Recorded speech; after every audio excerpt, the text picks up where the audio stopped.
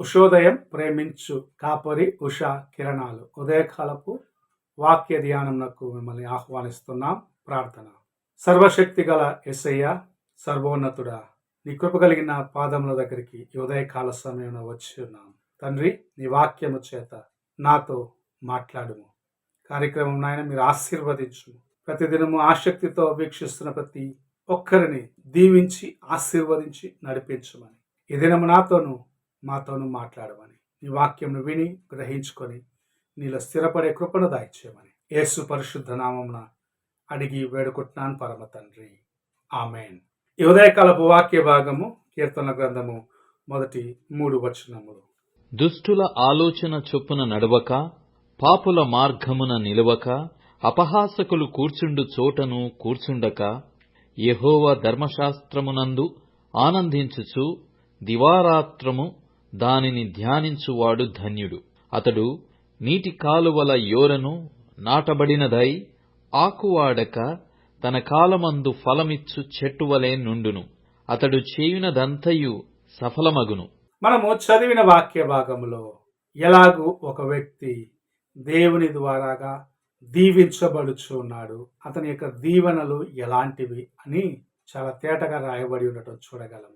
దుష్టుల ఆలోచన చొప్పున నడువక, నీకు చెడు ఆలోచన ఇచ్చే వారి యొక్క ఆలోచనల ప్రకారం నడువక, పాపులు అనగా దుష్ట కార్యములను చేయటానికి కూడే స్థలంలో నీవును కలిసి ఉండక, దేవుని వాక్యమందు ఆనందించే అనుభవం కలిగి ఉన్నట్లయితే నీవు నీటి కాలువ ఓరన నాటబడినదై తన కాలమందు ఫలమిచ్చే చెట్టు వలె ఉంటావు అని కీర్తనకారుడు చెప్పటం చూడగలము. ఈ ఉదయకాలమున దేవుని యొక్క ఆశీర్వాదములను పొందుకుండే ఆ అనుభవంలో నీవు ఉన్నావా, ఆయన ఎదురు చూసే మెట్టులో నీవు ఉన్నావా అని నీ హృదయమును పరీక్షించుకో.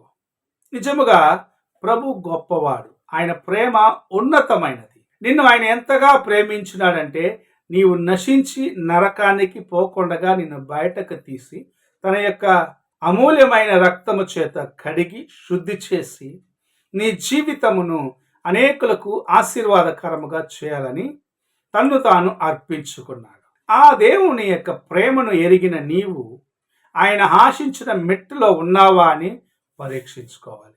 అన్యులతో సహవాసము, అన్యులతో కలిసి ఉండటము ఎంత గొప్ప శాపమని మొదటిగా గ్రహించుకోవాలి. అన్య సహవాసము నిన్ను దేవునికి దూరము చేస్తుంది. ఏసావు యొక్క జీవితంలో ఈ కార్యం మనం చూస్తున్నాం.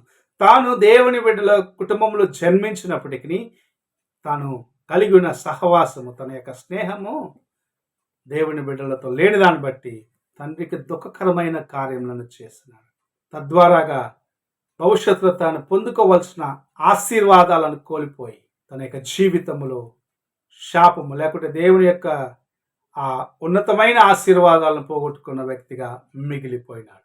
ఈ ఉదయకాలమున ప్రభు ఆశిస్తున్నది నీ జీవితంలో లోకానుసారమైన వారి యొక్క ప్రభావము నుండి దూరముగా, లోక కార్యములకు దూరముగా, వ్యర్థమైన వాటి కోసం ప్రయాసపడే ఆ తలంపులు, ఆ మనస్సు నుండి దూరముగా దేవుని కోసము నిలబడాలన్న మనస్సు కలిగిన వ్యక్తిగా ఉండాలని ఆశిస్తూ నీతో మాట్లాడుచూ ఉన్నాడు. నీవు ఆయన స్వరము విని ఆయన వైపు చూసి ఆయనకు దగ్గరగా చేరినట్లయితే నిజముగా నీవు దేవుని కృపచేత నడిపించబడతావు. అప్పుడు ఆయన అనుగ్రహించే సమస్తమైన ఆశీర్వాదాల్ని సంపాదించుకొనగలవు.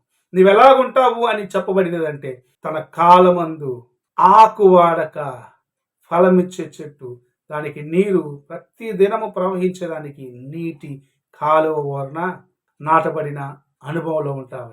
అనగా నీకు ఎటువంటి పరిస్థితి వచ్చినను దేవుని యొక్క సహాయం, దేవుని యొక్క వాక్యము నీకు తోడుగా ఉన్నదాన్ని బట్టి నీవు ఆశీర్వదించబడిన జీవితమును కలిగి ఉంటావు. నీవు దేవుని యొక్క కృపచేత నడిపించబడతావు కనుక నీవు ఆకువాడక ఫలమిచ్చే అనుభవంలో ఉంటావు.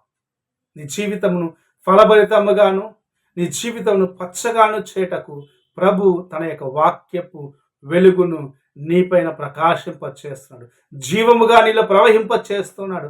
ఆ జీవమును కలిగిన నీవు ఇతరులకు ఫలమిచ్చే అనుభవంలో ఉంటావు. ఇతరులకు ఆశీర్వాదకరమైన అనుభవంలో ఉంటావని దేవుని యొక్క వాక్యం సెలవిస్తుంది. ఈ ఉదయకాలమున ప్రభు ఆశించే ఈ మెట్టులో ఉన్నావా? దేవుని సన్నిధిలో ఉండాలని ఆశిస్తున్నావా? దుష్టుల ఆలోచనలకు దూరముగా ఉన్నావా? వ్యర్థమైన ఆలోచనలు ఇచ్చే వారికి దూరముగా ఉన్నావా? తప్పు మార్గంలో నడిపించే వారికి నీవు దూరముగా ఉన్నావా? దేవుని యొక్క వాక్యమందు ఆనందిస్తున్నావా అని నిన్ను నీవు ప్రశ్నించుకో. దేవుని వాక్యంలో నీవు ఆనందించేదానికి మనసు కలిగి ఉన్నట్లయితే నీవు ధన్యుడవు. దేవుని యొక్క వాక్యం నీవు ఆనందించగలిగినట్లయితే నీ యొక్క తలంపులన్నీ దేవునికి సన్నిహితముగా ఉన్నాయి, ఆయనకు దగ్గరగా ఉన్నాయని గ్రహించుకోగలవు. అలాంటి జీవితమును కలిగి ఉండటకు ప్రయాసపడు. అలాగూ దేవునికి సమీపముగా ఉండు. ఆయన నిన్ను ఆశీర్వదించి అనేకుల మధ్యలో స్థిరపరుస్తాడు. ప్రార్థన చేసుకుందాం.